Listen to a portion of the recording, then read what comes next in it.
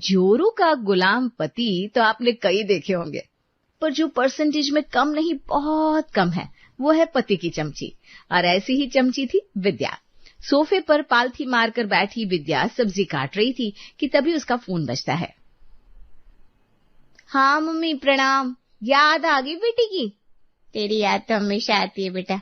मैं क्या कह रही थी, छुट्टियां खत्म होने वाली है तो रूबी भी आ रही है दामाद जी के साथ, तो बेटा इस रविवार तू भी आ जाना। बहुत दिन हो गए तुम दोनों आए नहीं। वाह मम्मी, बड़ी इज्जत दी है तुमने अपने छोटे दामाद को। बड़े दामाद को पहले फोन चला गया और छोटे दामाद को इस तरह बुलाया जा रहा है। पूरे 6 महीने हो गए शादी को। ये बड़े सीधे साधे हैं, कुछ कहते नहीं तो उसका फायदा उठा रही हो ना तुम। ये कैसी बातें कर रही है बेटा तू? शादी के 1 हफ्ते बाद ही तो मैंने तुझे बुलाया था, और उसके बाद भी कितनी बार आ चुकी है तू। भूलो मत मम्मी, अब मैं एक सुहागन हूँ और मेरे लिए मुझसे ज्यादा जरूरी मेरा सुहाग है, मेरा पति है। मुझे बुलाया और मेरे पति को नहीं बुलाया, ये कोई बात हुई भला? अरे बुलाया तो था बेटा, फोन करके मैंने बोला तो था दामाद जी को आने, भूल गई क्या? अच्छा हाँ बोला था। हाँ तो बोला होगा, पर शादी को सिर्फ 6 महीने हुए हैं, फोन पर बोलने से हो जाता है क्या? घर आकर बुलाया तुमने कभी? अभी पिछले रविवार ही तो तेरी सास से मुलाकात हुई थी, दामाद जी भी थे, मैंने सामने बोला था ना बेटा। अच्छा बोला था क्या? हाँ ठीक है, तो फिर मैं देखती हूँ। वैसे ना ये बहुत बिजी रहते हैं, कोशिश करेंगे हम आने की। अच्छा लगा देखकर, बड़ी इज्जत है आपकी नजरों में मेरी, और होनी भी चाहिए। वैसे क्या कह रही थी माँ जी? इस रविवार को हम दोनों को घर बुला रही है, रूबी दीदी भी आ रही है ना जीजू के साथ। अरे वाह, साड़ू साहब भी आएंगे, वो बड़े नमकीन आदमी है मजा आ जाएगा। मजा आ जाएगा, कोई मजा लेने की जरूरत नहीं है। मैं यहाँ तुम्हारी इज्जत ऊंची करना चाह रही हूँ और तुम की ये बात यहीं खत्म हो गई, ऐसा लग रहा है क्या आपको? अरे बिल्कुल भी नहीं। कुछ देर बाद मजनू काम के लिए निकल जाता है और फिर विद्या लगाती है अपनी माँ को फोन। ये सामने थी इसलिए मैंने कुछ कहा नहीं मम्मी, पर ऐसी बात नहीं है कि मैं पिछली बातें भूल गई हूँ। अरे बेटा ऐसा क्या हो गया? अभी आधे घंटे पहले तक तो सब ठीक था। ठीक तो दिखेगा ही ना, क्योंकि मैं अपने ससुराल में हूँ। शादी में कैसी खातिर हुई थी देखा था मैंने। इस बार वो गलतियां नहीं होनी चाहिए मम्मी। अच्छा बाबा, इस बार अच्छे से स्वागत करेंगे। अब आज हमारा नहीं। इस बार नहीं, हर बार। और सुनो, इनकी पसंद की कचौड़ी, मालपुआ, दही बड़े सब बनना चाहिए। मैं तो कुछ भी खा लूंगी, पर इनकी खातिर में कमी ना हो। और बार बार इनसे मत पूछना ये लाऊं वो लाऊं, ये तो नाना ही करते रहेंगे, पर तुम सीधा लाकर धर देना। ऐसे ही है ये, इनकी यही अच्छाई का ना सब फायदा उठाते हैं। 3 दिन बाद ड्राइविंग सीट के ठीक बगल में हाथों में पर्स और पैरों में हील की सैंडल पहने विद्या बैठ जाती है। तब मजनू कहता है, अरे इतनी डांट लगा दी तुमने हमारे ससुराल वालों को, अब वहां पहुंचते ही कहीं मुझे वीआईपी ट्रीटमेंट ना मिलने लगे। तो मिलना भी तो चाहिए, आज से नहीं पहले दिन से मिलना चाहिए था। विक्रम जीजू के वक्त तो पूरा घर उन पर ऐसे न्योछावर हो जाता था जैसे वो स्वयं इंद्रदेव हो। पहले दामाद थे ना, उसके बाद सभी के लिए ये सब नॉर्मल हो गया, पर मैं नॉर्मल नहीं होने दूंगी। मेरे लिए मेरा पति ही सब कुछ है। कुछ देर सफर के बाद विद्या की गाड़ी आकर बिल्डिंग के नीचे रुकती है। विद्या खुशी से बाहर झांकती है, तभी दूसरी तरफ एक बड़ी एसयूवी आकर रुकती है। उसमें से अपनी बड़ी बहन रूबी और जीजू को उतरता देख वो दांत पीसने लगती है। अरे बाप रे, दीदी लोग भी आ गए। वो तुरंत अपनी मम्मी को फोन मिलाती है। हाँ बेटा पहुंच गया है। मम्मी एक बात बताइए, आपने हमें 10 मिनट देर से आने का टाइम इसलिए दिया था ना ताकि बड़े दामाद पहले पहुंच जाए? हाँ अरे पगली ऐसा कुछ नहीं है। ये ज्यादा सीआईडी देखना बंद करो दीदी और जल्दी आ जाओ, कब से बेचारी मम्मी थाली लेकर खड़ी है। गाड़ी से उतरो, हमें सबसे पहले ऊपर पहुंचना है।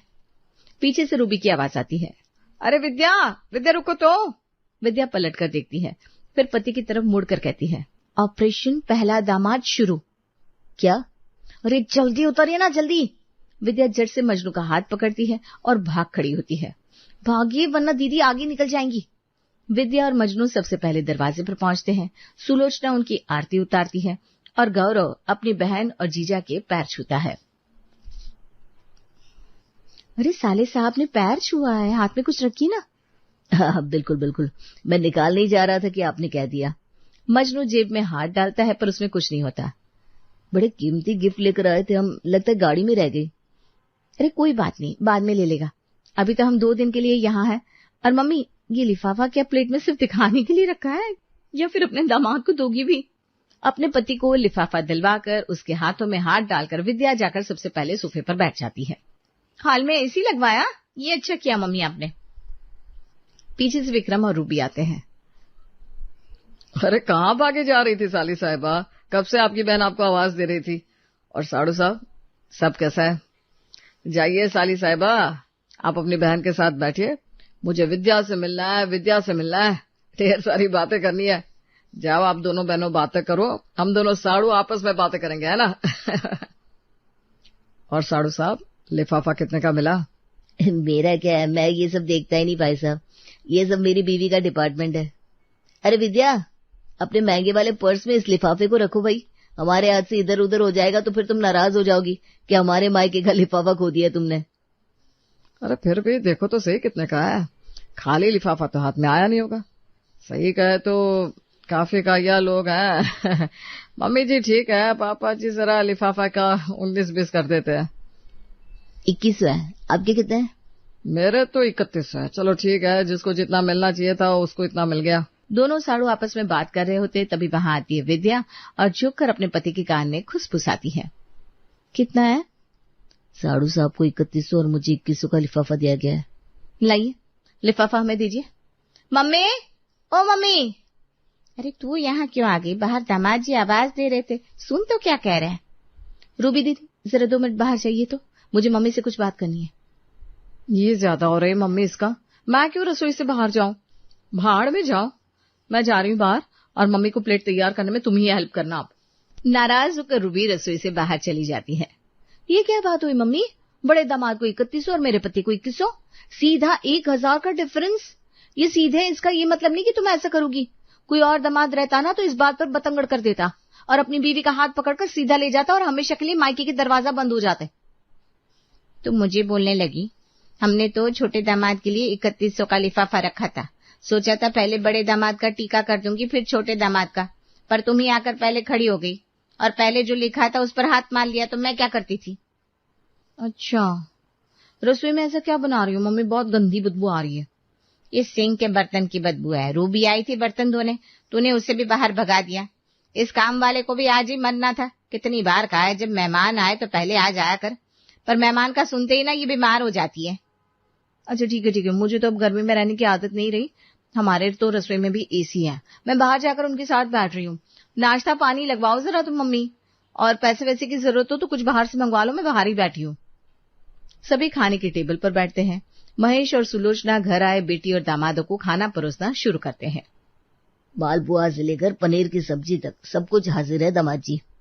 अरे पापा जी आप कहाँ मेहनत कर रहे हैं, आप बैठे ना हमारे साथ। मैं तो बैठ जाऊंगा दामाद जी, पर आपके जाने के बाद फिर आपकी सास मेरी अच्छी खासी खटिया खड़ी कर देगी। बड़ा मजाक करते पापा आप, आज तक मम्मी ने कभी आपको कुछ नहीं कहा। अच्छा पापा जरा वो पनीर की सब्जी का बॉल पकड़ाइए ना, इन्हें पनीर की सब्जी बड़ी पसंद है। सभी की प्लेट में खाना जाना शुरू हो जाता है।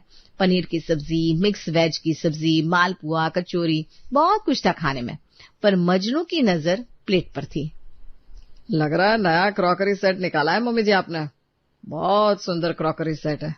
ऐसा ही एक क्रॉकरी सेट हमने भी लिया था मॉल से। ये तो आए दिन कुछ न कुछ खरीदते ही रहता है मम्मी, मेरे पास तो क्रॉकरी सेट की अंबार लगी पड़ी है। क्रॉकरी सेट का क्या है मम्मी, इनका बस चले तो ये गाड़ियों की सेल लगा दे घर के बाहर। हम है ही लोग कितने, मेरे सास ससुर तो साथ रहते नहीं, हम दोनों के लिए 2 गाड़ियां हैं, अब क्या चाहिए। क्या बात हो गई, तुम कुछ खा क्यों नहीं रहे हो? अरे सभी की प्लेट अलग है और मेरी प्लेट अलग है। मुझे किसी पुराने क्रॉकरी सेट का प्लेट दिया गया है। और पनीर देखो, तुम्हारे जीजा जी की प्लेट में 4 पनीर है और मेरे में 2, जबकि पनीर मुझे सबसे ज्यादा पसंद है। और डाइनिंग टेबल के बीचों बीच बिरयानी रखी है, पर किसी ने मेरे प्लेट में बिरयानी परोसी नहीं, तुमने भी नहीं। मजनू की बात सुनते ही विद्या एक बार में ही खड़ी होती है और इतने जोर से कि उसकी चेयर ही जमीन पर गिर जाती है। बाप रे, क्या हुआ? दीदी मैंने कहा था मम्मी को कि चींटियां हैं, पर वो कहती है चींटियां सिर्फ मुझे काटती है। देख लिया मम्मी। चलिए जी, हो गया, अब आपकी और इंसल्ट इस घर में मुझसे बर्दाश्त नहीं होगी। दामाद जी की इंसल्ट क्या हुआ बेटा, किसने क्या कह दिया दामाद जी से?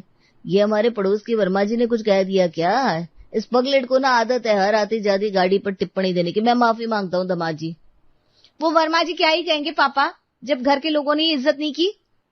रहने दीजिए ना पापा, हम चलते हैं। चलो विद्या। ठीक है माँ जी, आप अपना ख्याल रखिएगा। ठीक है फिर जीजू, मिलते हैं।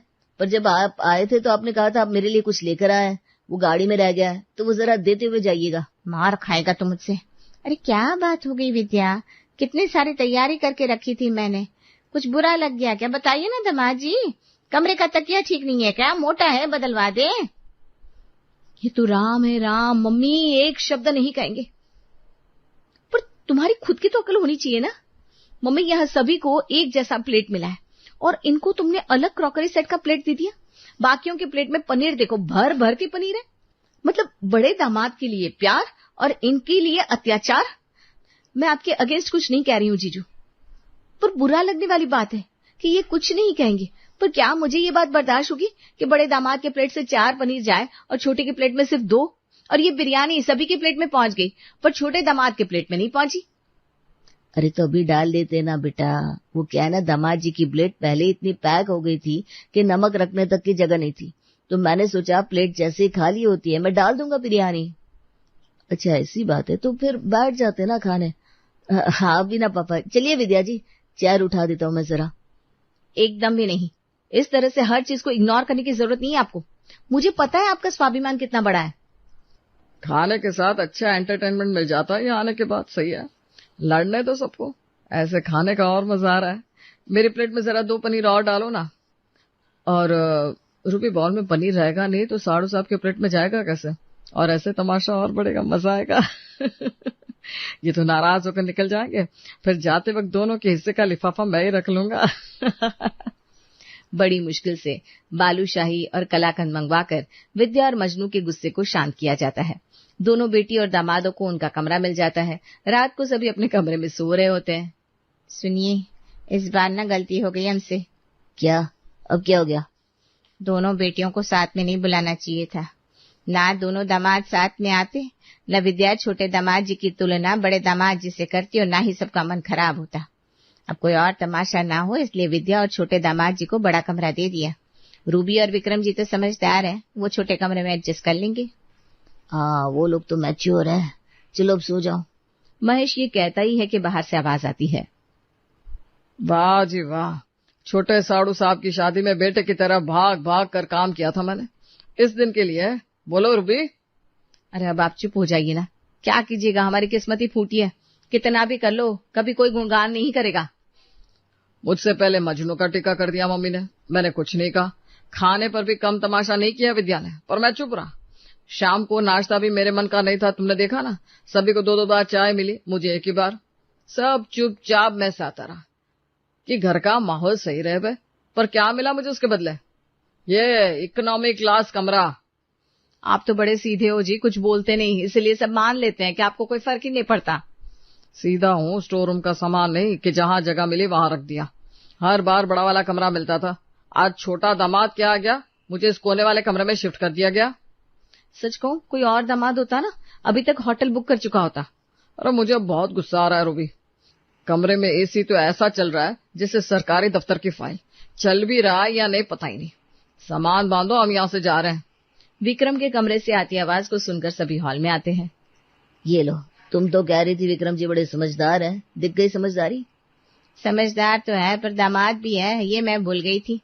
मेरे पापा के भी कम दांतों में कीड़े नहीं लगवाए तुमने, अब तुम्हारे दामाद भी तुम्हें उंगली करेंगे ही, करो बर्दाश्त। बगल वाले फ्लैट में सो रहा गौरव आवाज सुनकर भागता हुआ आता है और उसके साथ वर्मा जी का परिवार भी। ये कैसे पड़ोसी है आपके पापा जी? आप तो कह रहे थे आपकी पड़ोसी बड़े सभ्य है, ये तो रात को इस तरह झगड़ा कर रहा है। मैं झगड़ा नहीं कर रहा हूँ, झगड़ा तो मेरा साड़ू भाई कर रहा है। अब क्या करे, जैसी उनकी कमाई है उस हिसाब से उनको कमरा मिला, पर देखिए बर्दाश्त नहीं हो रहा है इन्हें। वही सुबह जब मुझसे 1000 रुपये ज्यादा का लिफाफा मिला था तब बड़े खुश दिख रहे थे।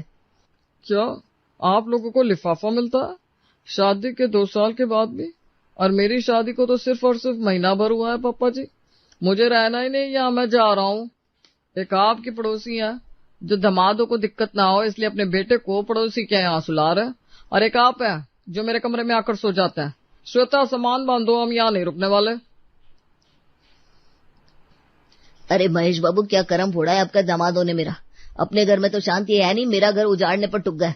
अरे दामाद जी रुकिए। आखिर दामाद तो दामाद होते हैं, चाहे किसी घर के भी हो। काश बेटियों की तरह तुमने कभी मेरे लिए अपने मायके वालों से कलेश किया होता तो कितना अच्छा रहता।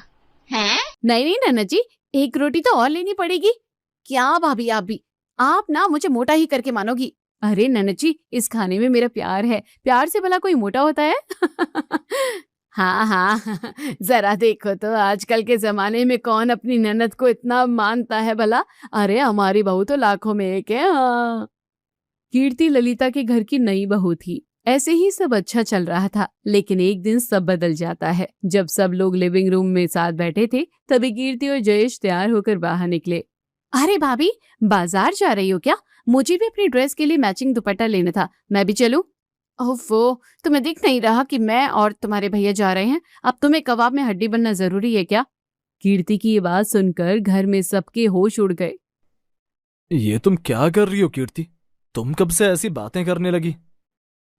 हाँ भाभी, आप तो हर वक्त मुझे अपने साथ बाजार लेकर जाती थी, तो फिर आज ऐसे क्यों कह रही हैं? अरे तो तुम्हें खुद से अकल नहीं आएगी तो मुझे बोलना ही पड़ेगा ना। जब देखो भाभी भाभी भाभी। हाँ। इतना बोलकर कीर्ति पैर पटकते हुए घर के बाहर चली जाती है और जयेश उसके पीछे पीछे उसे समझाने जाता है। पीछे से सब घर वाले एक दूसरे का मुंह देखते रह जाते हैं। कमाल है, ये एक दिन में बहू का रवैया एकदम कैसे बदल गया। शायद सही ही कहते हैं लोग, बहू बहू ही होती है और कितनी भी अच्छी बहू हो अपना असली रंग जरूर दिखाती है। हाय, हमारे तो भाग्य फूट गए। उधर जयेश कीर्ति को समझाता है। क्या बात है कीर्ति, अचानक से क्या हो गया तुम्हें? तुम ऐसे रिएक्ट क्यों कर रही हो? देखिए, मुझे अपनी स्पेस चाहिए। क्या मेरी पर्सनैलिटी अब बस बहू बनकर रह गई है? क्या मेरा कोई और जीवन नहीं है?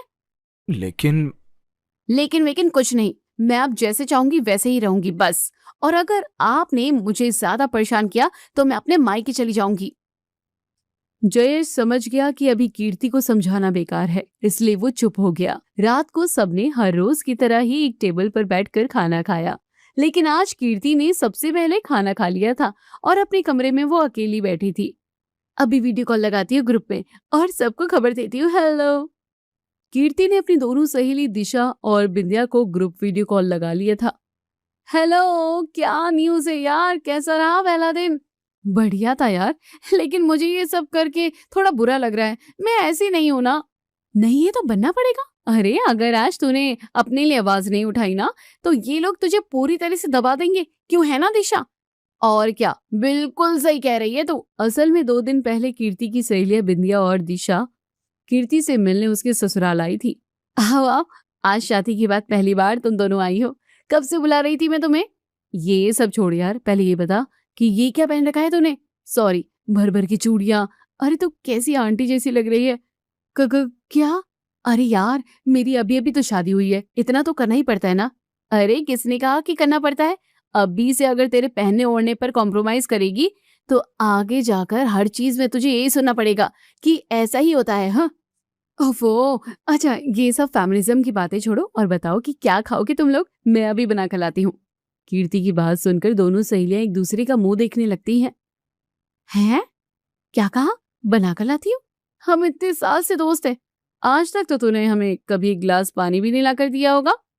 अरे वहां मेरा मायका था, ये ससुराल है, यहाँ तो करना पड़ता है ना। उफ, फिर वही करना पड़ता है। अगर शादी करके ऐसे हो जाते हैं तो मुझे नहीं करनी शादी यार। हाँ, अब हम इतनी कम देर के लिए आए हैं तो साथ में बैठकर बातें तो करते ना। ओहो, अच्छा ठीक है। तीनों सहेलियां कीर्ति के कमरे में बैठकर बातें करने लगती है। वैसे कीर्ति, पता है वो हमारा फेवरेट मॉल है ना, वहां बाहर एक नए मोमोज वाले भैया ने दुकान लगाई है। बड़े मस्त मोमोज होते हैं उनके। खाने चलते हैं किसी दिन। किसी दिन क्यों, आज ही चलते हैं। इसी बहाने मॉल से थोड़ी शॉपिंग भी हो जाएगी। ओह अच्छा, अभी ठीक है, माजी से पूछ लेती हूँ, फिर चलते हैं। पूछने की बात सुनकर बिंदिया और दिशा का मुंह बन जाता है। ओह, तो अब तुझे ससुराल में घर से बाहर जाने के लिए भी सास की इजाजत लेनी पड़ेगी। देख ले कीर्ति, कहीं कुछ दिनों में सांस लेने के लिए भी सास की इजाजत ना लेनी पड़ जाए। अरे क्या तुम लोग भी, ऐसा कुछ नहीं होने वाला। तो ठीक है, इस चीज को टेस्ट करने के लिए मेरे पास एक प्लान है। तुझे वैसे ही करना होगा जैसे हम कहेंगे और तुझे खुद समझ आ जाएगा कि हम क्या कह रहे थे। तुम लोग जैसा जैसे कह रहे हो मैं कर रही हूँ। अच्छा अब बताओ दोस्तों, आगे क्या करना है?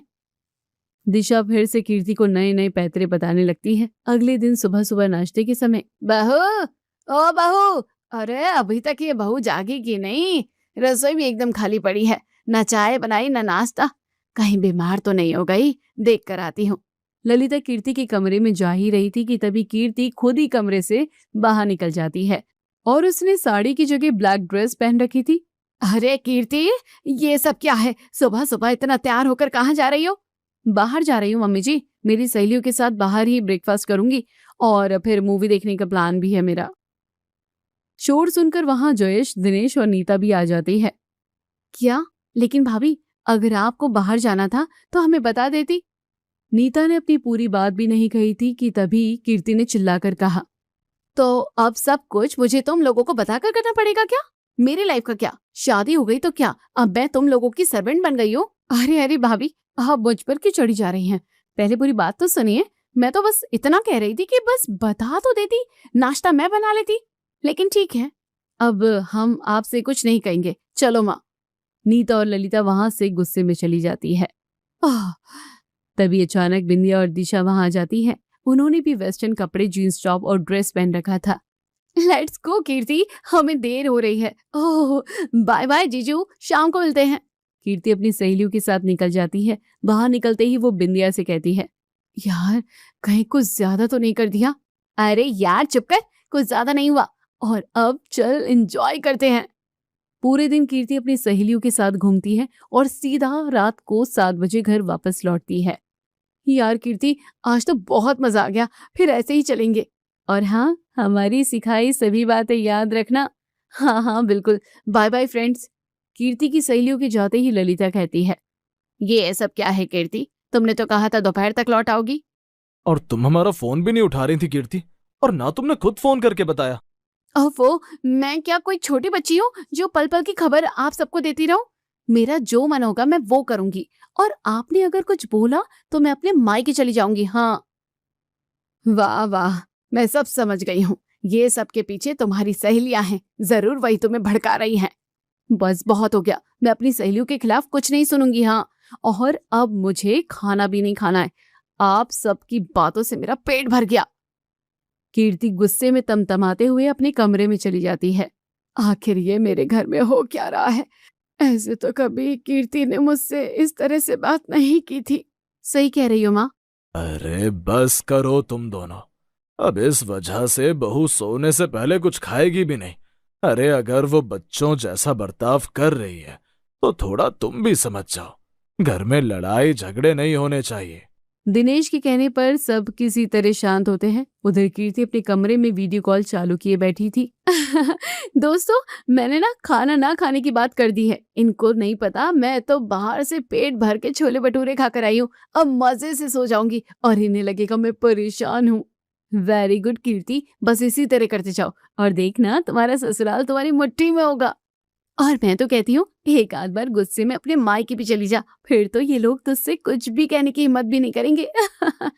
हाँ सही कहा। अच्छा अब मैं रखती हूँ, किसी ने मेरी बात सुन ली तो मुश्किल हो जाएगी। कीर्ति ने ये कहकर फोन रख दिया और वो आराम से सो गई।